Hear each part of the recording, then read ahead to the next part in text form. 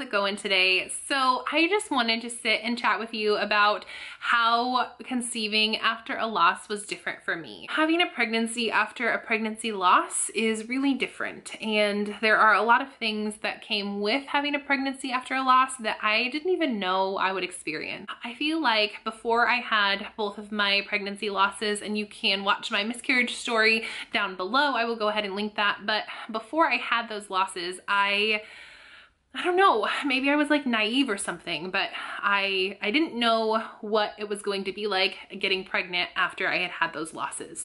So the first way is that for me, becoming pregnant again, it wasn't exciting. When I had my first loss at 6 weeks, I was told to at least wait a full cycle before trying again, just so we could make sure that everything was good to go in my body. I actually waited I want to say 1.5 more cycles before we even talked about it. And actually my husband came to me and, told me that, maybe we should try again. Maybe we should see what's going on. And I actually shut him out. I didn't want to hear it. I didn't want to think about it. And the idea of trying to conceive again and potentially having another loss frightened me.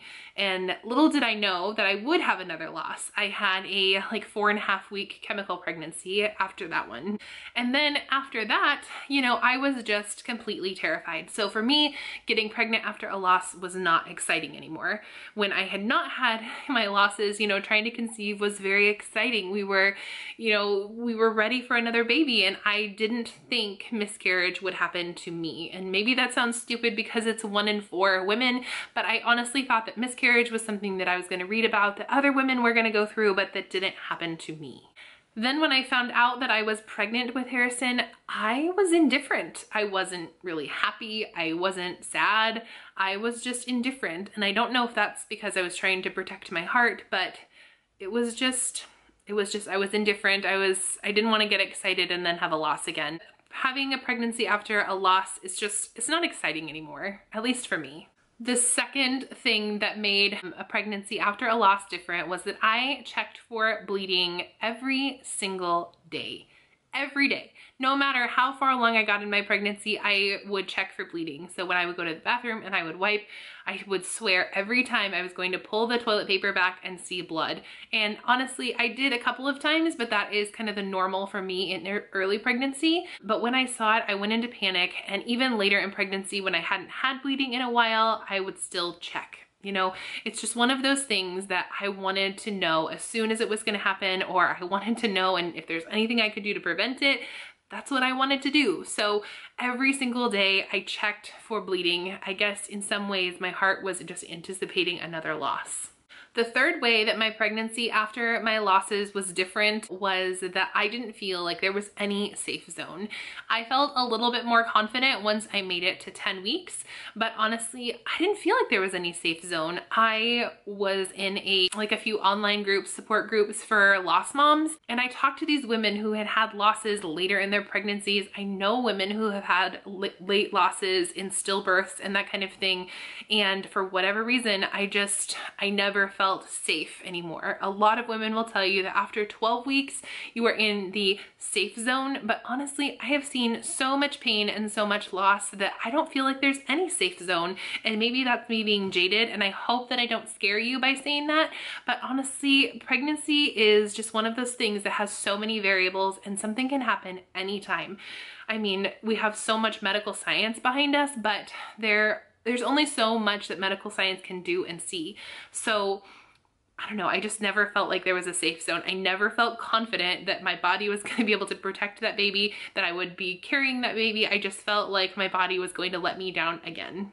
The next way that my pregnancy after my loss was different was that bonding with my baby in the first trimester was almost impossible. I felt really close to my baby after, well, his name is Harrison now. I felt really close to Harrison after I reached mid second trimester, but I almost wanted to kind of crawl under the covers and pretend like I wasn't pregnant, that there wasn't a baby, just because I didn't want to bond with this baby and get my heart broken again. And I mean, in some ways it's hard not to bond and to get excited and to think that, you see 2 lines on a test and you've made another life or another potential for life, however you want to look at it.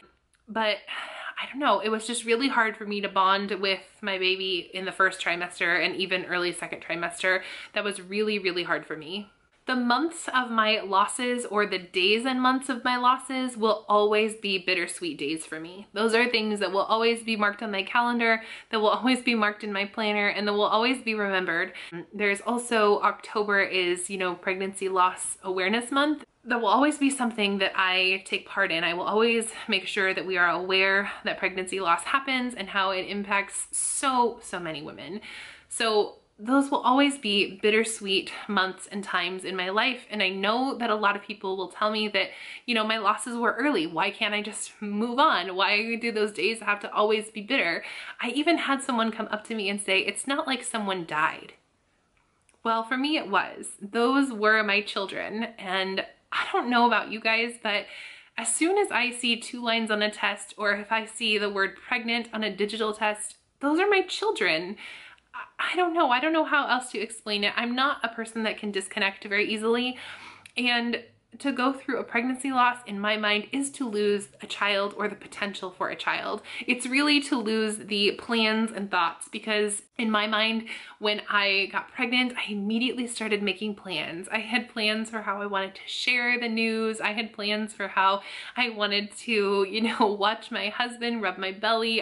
I mourned the loss for all of those things. So it's not something that I'm ever gonna let go, and it is a big loss for me. And if it's a big loss for you too, that's okay. However, I am trying to find the joy and blessings in these 2 months that still come, and still, you know, the things that I've learned from my losses and the things that are happening actively in my life during these months. I'm trying to lean on those things as well, and I'm trying to find the peace. So it is something that I'm still working on, and if you're still working through those feelings, that's okay.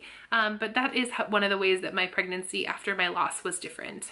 Another way that my pregnancy after my loss was different is that I questioned myself constantly.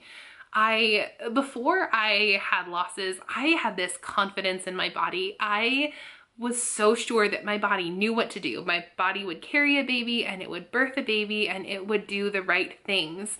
But after I had a loss and then a subsequent loss, I was so unsure of my body, and I was so unsure of myself, and I just lacked so much confidence. I try to find that confidence again, and know that my body knows what to do, and that my body knew what to do when it was miscarrying as well. Some people say that you have losses due to chromosomal abnormalities. We didn't have either of our losses tested for any of those things, so I don't know if that's what the cause was. But I do know that I lost a lot of confidence in my body during that time. I did a few things differently as well. I got more ultrasounds than I had planned. My goal was just to have a 20-week ultrasound, and that was it. And then after I had losses, I wanted as many ultrasounds as I could get. I ultimately had 4 just to check on baby. That was something that I wasn't planning on doing.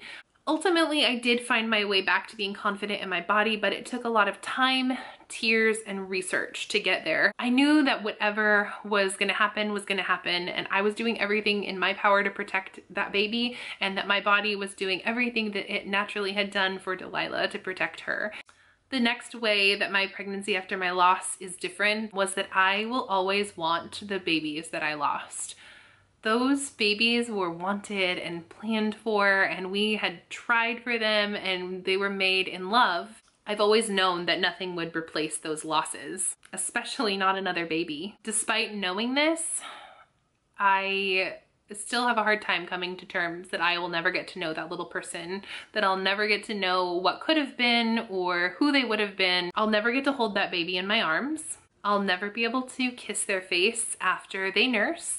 And I'll never watch them grow and learn. Even though we never got to truly know each other, I felt as much love for that little baby as I did for both of my children. The moment, like I said, the moment that I got those 2 lines on my pregnancy test, that was my baby. That was my child. That was a whole bunch of hopes and dreams and plans, and now it's a whole bunch of heartache. Those babies' time in my belly was short, and even though it was short, those babies were so loved, and I hope that they felt the love that I had for them, and that my husband had for them, and that their big sister had for them. And in the end, knowing that we all loved them so well and hoping that they felt that love really helps me to get through the days, and it really helped me to get through my pregnancy after my loss, knowing that hopefully they felt maybe a hug from the inside, or they heard the beating of my heart or something, some kind of connection like that. It just kind of helps to soften the blow a little bit. So if you have had a pregnancy after a loss, or if you are currently pregnant after a loss, I hope that this video is helpful to you. If you would like to, you are welcome to leave your miscarriage story down below. I would love for all of us to feel connected as a community and to know that we aren't alone. If you are one of my current subscribers, thank you so much for being here. I couldn't do what I do without you. If you're new here, please hit that red subscribe button below. I would love to have you join us. If you would like to, you're welcome to connect with me outside of YouTube. I'm on Facebook and I am on Instagram and Twitter and all of those wonderful things. And by the way, you guys, have fun today.